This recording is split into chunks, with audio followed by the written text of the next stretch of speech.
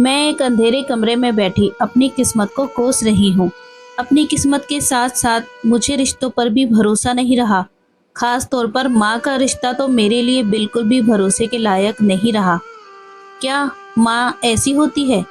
क्या वो ऐसा करती है जो मेरी माँ ने मेरे साथ किया? मुझे एक अजनबी आदमी के साथ ज़बरदस्ती भेज दिया। मैं ये भी नहीं जानती थी कि आखिर वो आदमी कौन है।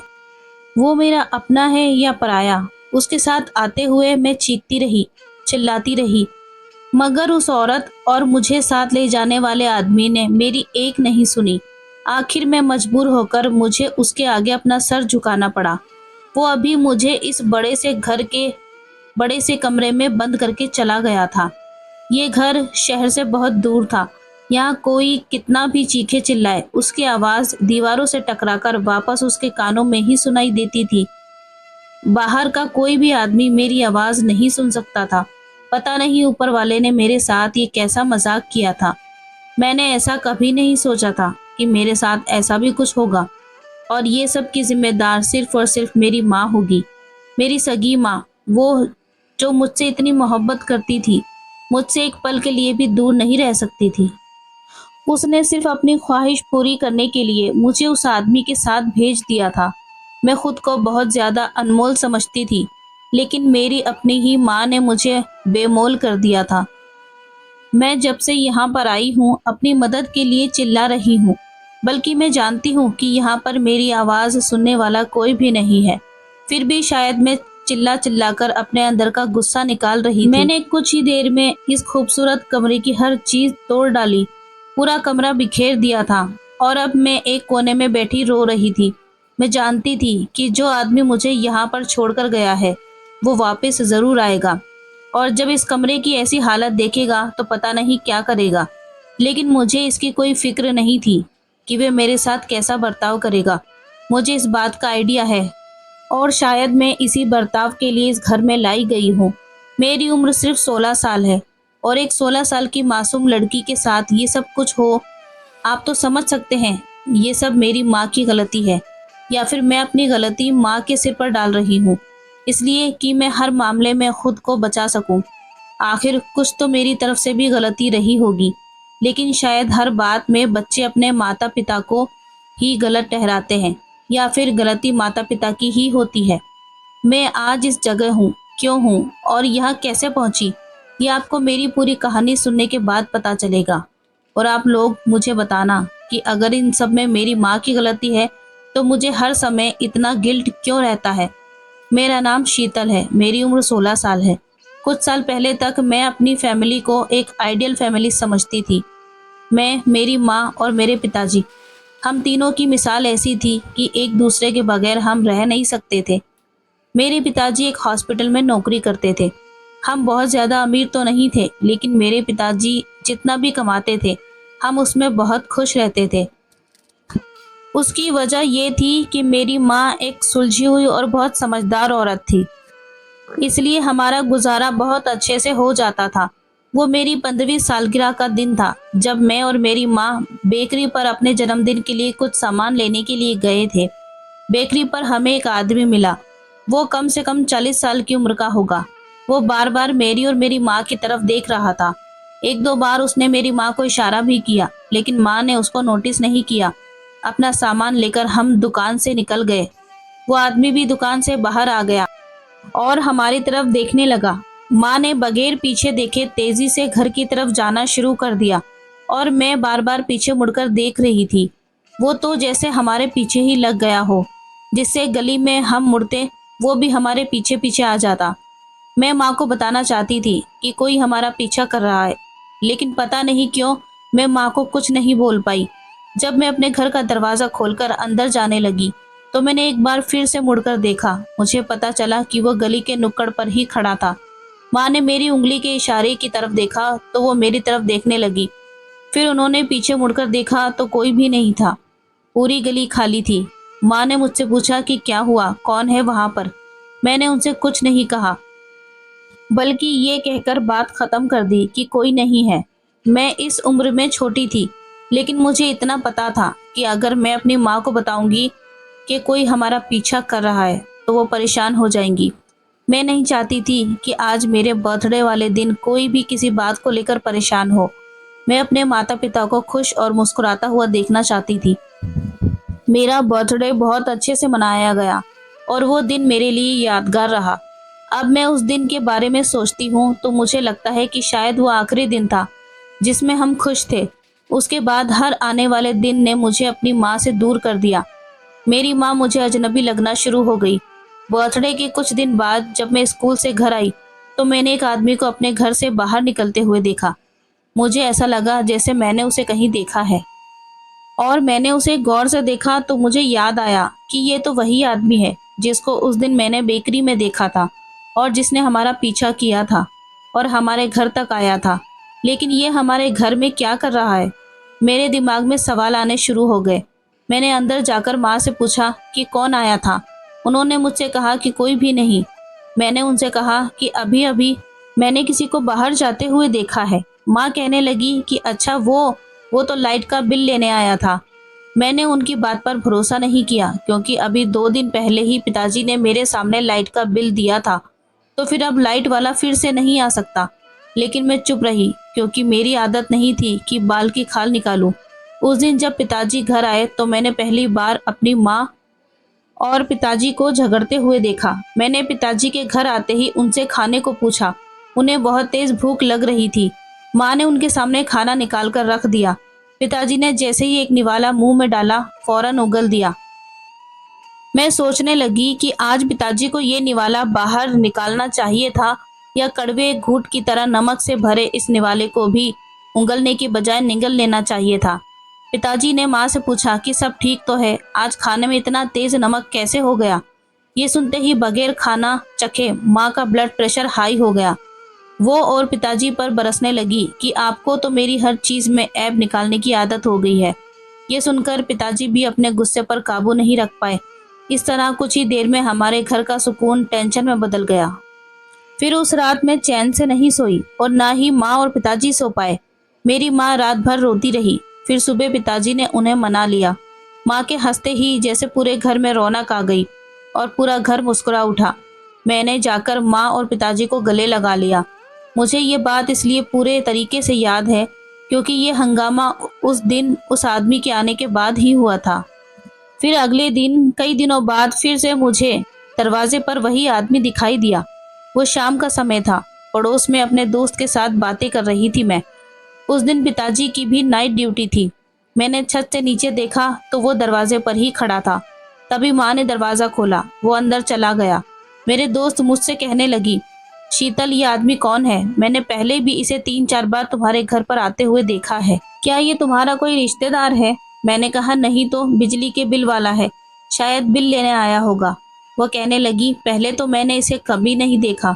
देखो, तुम लोग इसे एक ही बार में पूरा बिल दे दो ताकि इसे रोज रोज बिल लेने नहीं आना पड़े। मुझे उसकी ये बात बहुत ही बुरी लगी और उसने बहुत अजीब तरीके से कहा था। मैं उसी समय पैर पटकती हुई नीचे उतर कर आई तो वो आदमी मुझे कहीं भी नहीं दिखा।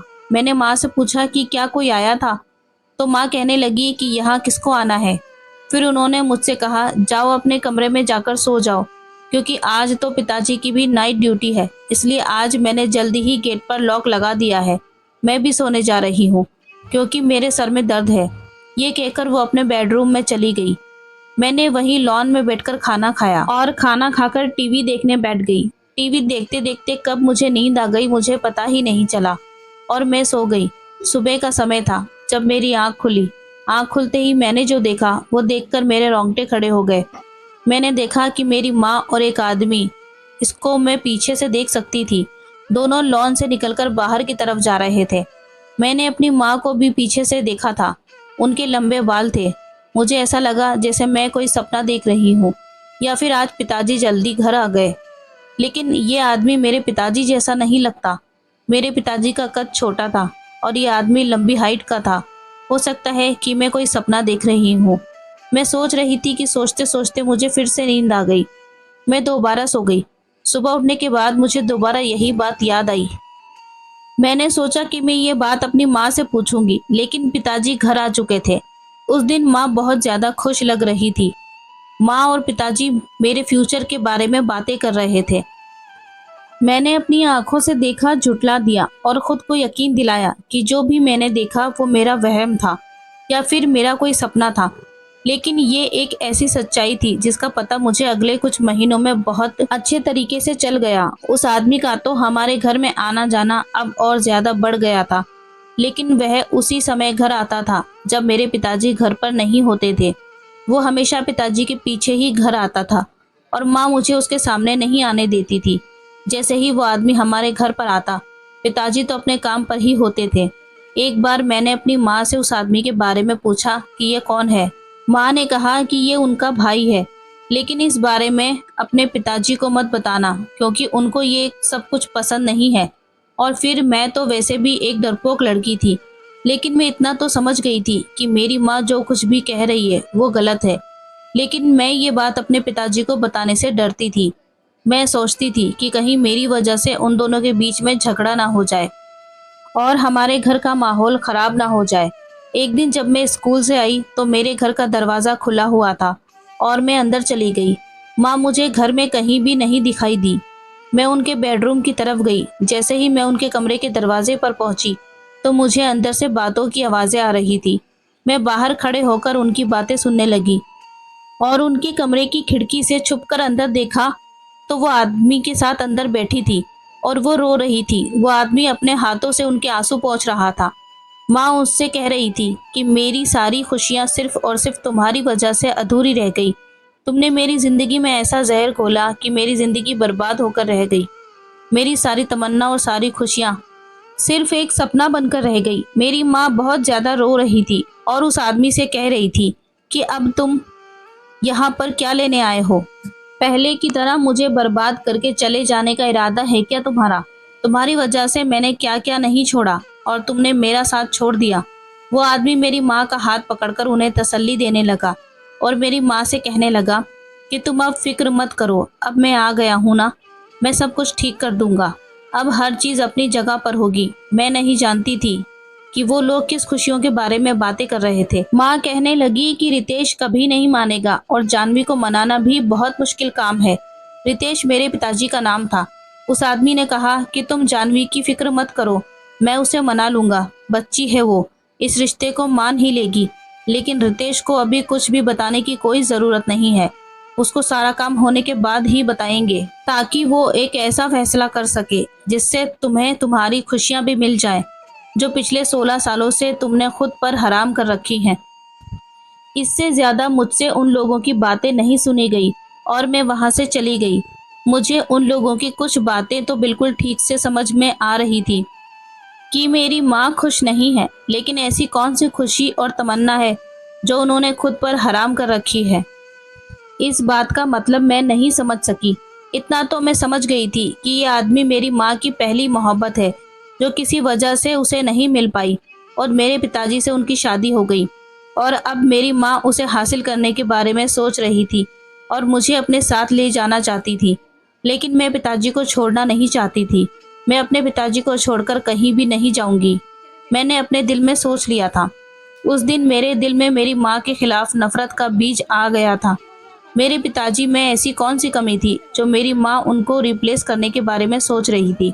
क्या शरीफ औरतें ऐसी ही होती हैं जो अपनी जवान बेटी होने के बावजूद अपने आशिक से छुप छुप कर मिलती हैं और ढीठ बनी रहती हैं? उस दिन मैं अपने कमरे में ही रही और शाम तक रोती रही। पिताजी के घर आने के बाद मैं अपने कमरे से बाहर आई तो मेरी आंखें सूजी हुई थी। पिताजी ने मुझे देखा तो मुझसे पूछने लगे कि क्या हुआ। मैंने उन्हें कहा कि मेरे सर में दर्द है और बुखार है। मेरे पिताजी मुझसे बहुत ज़्यादा मोहब्बत करते थे। मेरी माँ भी मुझसे कम मोहब्बत नहीं करती थी, लेकिन अब उनकी मोहब्बत कोई और था। माँ ने जानबूझकर मुझे इग्नोर किया। वो पिताजी के लाभ उठा रही थी। इस समय मुझे वो बेहद ही दोगली इंसान लग रही थी। एक तरफ तो वो अपने पुराने आशिक से मीठी मीठी बातें कर रही थी और दूसरी तरफ पिताजी के साथ मोहब्बत की एक्टिंग कर रही थी। उनसे ज़्यादा बुरा मुझे इस समय कोई नहीं लग रहा था। फिर उसके कुछ दिन बाद जब मैं लॉन में बैठी टीवी देख रही थी कि किसी बाहर के दरवाजे की बेल बजना शुरू हो गई। मैं बाहर गई तो मेरी माँ का वही आशिक था। मुझे देखते ही कहने लगा कि तुम्हारी माँ कहाँ है। उसके चेहरे का रंग उड़ा हुआ था। मैंने उससे कहा कि क्या काम है तुम्हें माँ से? अगर कोई काम है तो मुझे बताओ। वो मुझे एकदम पीछे करके अंदर चला गया। माँ किचन में खाना बना रही थी। उसका नाम लेकर उन्हें आवाज देने लगा। कहने लगा, रोमा कहाँ हो, जल्दी बाहर आओ। उसकी आवाज सुनकर मेरी माँ उल्टी सीधी भागती हुई बाहर आई और पूछने लगी, क्या हुआ है, तुम क्यों परेशान हो रवि? मैं भी वहीं खड़ी हो गई। आज मुझे कमरे में या छत पर जाने को नहीं कहा गया था। रवि कहने लगा, रोमा, रितेश को सब कुछ पता चल गया है। मैं तुमसे मिलता हूँ, वो मेरी जान का प्यासा हो गया है। लेकिन मैं अब यहाँ से शीतल को लिए बगैर नहीं जाऊंगा। उसने मेरी तरफ देखा तो मैं एकदम सहम गई। इन सब में मैं कहाँ से बीच में आ गई थी, मैं नहीं जानती थी। माँ ने कहा कि यही ठीक रहेगा, इससे पहले कि रितेश घर आए तुम शीतल को लेकर यहाँ से चले जाओ। मैं पीछे से सारी बातें संभाल लूंगी। कुछ दिनों की ही तो बात है, मैं रितेश को समझा लूंगी। फिर तुम और शीतल हमसे मिलने आ सकते हो। मैं अपनी माँ के मुंह से ये सब बातें सुनकर दंग रह गई। कोई भी औरत ऐसा कैसे कर सकती थी कि अपनी मोहब्बत के चक्कर में अपनी सच्चाई को छुपाने के लिए अपनी सगी बेटी को अपने आशिक के साथ भेजकर अपने पति की नज़रों में अपनी बेटी को बुरा बना ले। मैं चिल्लाई, रोई, लेकिन मेरी माँ ने एक नहीं सुनी। रवि नाम का वो आदमी जो उस समय मुझे हैवान लग रहा था, मुझे ज़बरदस्ती अपने साथ ले जाने लगा। मैंने कहा कि मैं गली में शोर मचाकर सबको बता दूंगी, लेकिन मैं तुम्हारे साथ कहीं नहीं जाऊंगी। तब मेरी माँ ने मुझे एक ऐसी बात कही जिसे सुनकर मेरी आंखें फटी की फटी रह गई। वो सच है या झूठ मुझे नहीं पता था। इसके बाद मैं अपनी माँ को बहुत ही नफरत से देखने लगी और इस रवि नाम के आदमी के साथ आ गई। अब इस बड़े से कमरे में मैं उस रवि का इंतजार कर रही थी जिसके हाथ में मेरी किस्मत का फैसला था। कैसी बुरी किस्मत पाई थी मैंने। मैं खुद ही अपने आप को कोस रही थी।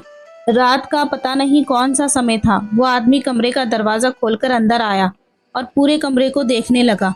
वो आदमी मेरे पास आकर बैठ गया। मैंने उससे कुछ नहीं कहा। मेरी किस्मत का तो फैसला हो चुका था। अब मैं उसे क्या कहती। उसने मेरे हाथ पकड़कर अपने हाथों में ले लिए।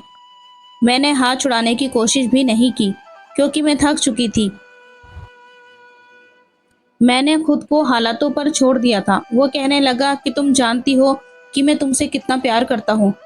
इतना प्यार तो मैं रोमा से भी नहीं करता जितना मैं तुमसे करता हूँ। मैं उसका चेहरा गौर से देख रही थी। शीतल नाम मुझे बहुत पसंद था। तुम जानती हो मैंने ही तुम्हारा नाम रखा था। मैं खामोशी से उसकी बातें सुन रही थी। मेरी माँ ने घर से आने से पहले जो सच्चाई मुझे बताई थी, मैं उसको पूरे तरीके से जानना चाहती थी। वो कहने लगा कि मेरी शादी ज़बरदस्ती हुई थी क्योंकि मेरी बहन की ननद मुझे पसंद करती थी, लेकिन मैं उसे बिल्कुल भी पसंद नहीं करता था। मेरी मोहब्बत तो कोई और था और वो कहीं और मेरा इंतज़ार कर रही थी। लेकिन मेरे बहनों ने शर्त रख दी थी कि जब तक मैं उसकी बहन से शादी नहीं करूँगा, वो भी मेरी बहन से शादी करके उसे नहीं लेकर जाएगा। मुझे मजबूरन अपनी बहन की खातिर उससे शादी करनी पड़ी। मेरा बहनोई मेरी बहन से शादी करके 3 साल के लिए बाहर चला गया था। मैं भी 4 महीने अपनी पत्नी के साथ रहने के बाद मुंबई चला गया, जहाँ मेरी मोहब्बत, मेरा प्यार, मेरा इंतज़ार कर रही थी। मुझे तो पता चला कि उसने किसी और से शादी कर ली और वो दूसरे शहर चली गई। कुछ महीनों बाद जब मैं वापस आया तो मुझे पता चला कि वो प्रेग्नेंट थी। लेकिन मैंने उस लड़की को ढूंढना नहीं छोड़ा था जिससे मैं मोहब्बत करता था। आखिरकार वो मुझे मिल ही गई। जब वो मुझे मिली तो उसकी हालत इतनी ख़राब थी कि मैं बता नहीं सकता था। उसके पति ने दौलत के लालच में उससे शादी की और वो उसे रोज़ मारता पीटता था। एक दिन उसे मारकर घर से निकाल दिया। मेरे घर का एड्रेस उसके पास था। वो मेरे घर पर आई तो मैं उसे देखकर हैरान रह गया। मेरी पत्नी ने कहा कि मैं फ़ौरन उसे अपने घर से निकाल दूं, लेकिन उसकी हालत बहुत ज़्यादा ख़राब थी और वो मुझसे मदद मांग रही थी। ऐसी हालत में मैं उसे कैसे निकाल सकता था। मेरी पत्नी मुझसे नाराज़ होकर अपने मायके चली गई। कुछ दिनों बाद उसने एक बच्चे को जन्म दिया और उसका देहांत हो गया। मेरे बहनोई को जब पता चला कि ये सब कुछ मेरी वजह से हुआ है, उसने मुझे जान से मारने की कसम खा ली। मेरी बहन ने मुझे फ़ोन करके कहा कि मैं उस लड़की को लेकर वापस मुंबई चला जाऊं। मेरी बेटी को और यहाँ के हालात को वो खुद संभाल लेगी। लेकिन मैं अपनी बेटी और बहन को बहुत ज़्यादा याद करता था। मैं बहुत ज़्यादा उदास रहता था। आज 13 साल बाद मैं वापस आया हूँ। और चोरी छुपकर अपनी बहन से मिलने लगा और मैंने अपनी बेटी को भी देख लिया। उसे देखकर मुझे बहुत ज़्यादा खुशी हुई। लेकिन अब सब कुछ मेरे बहनोई को पता चल गया और वो अपनी कसम पूरी करने के लिए मुझे ढूंढता फिर रहा है। उसने भी कसम खा रखी है, वो मेरी बहन के करीब नहीं जाएगा जब तक कि वो मेरा खून ना कर दे। मेरी बहन यानी कि तुम्हारी माँ, असल में वो तुम्हारी बुआ है और मेरी बहन है। वो 16 सालों से अपने भाई और अपने पति के बीच में फंसी हुई है। वो अपनी बात कहकर चुप हो गए। उनके आंसू उनके गले पर गिरने लगे। मैंने अपने हाथों से उनके आंसू साफ किए।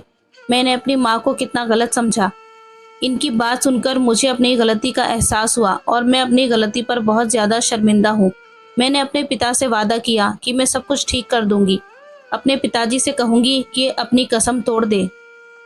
अब जो होना था वो हो गया। आपकी बहन वापस नहीं आ सकती। मैंने अपने पिता से कहा कि वे मुझे घर ले जाएं। मैं अपने पिताजी से आपको माफ़ी दिलवा दूंगी और अभी तो मुझे अपनी माँ से अपनी गलतियों के लिए भी माफ़ी मांगनी है और फिर सब कुछ ठीक हो जाएगा। इसी सोच से मैं मुस्कुराने लगी और मेरे पिता ने मुझे गले लगा लिया। उम्मीद करती हूँ दोस्तों ये कहानी आपको पसंद आई होगी। ऐसी और वीडियोस देखने के लिए चैनल को सब्सक्राइब करें, वीडियो को लाइक करें और बेल आइकन दबाना ना भूलें। मिलते हैं कल एक नई वीडियो के साथ। Thanks for watching.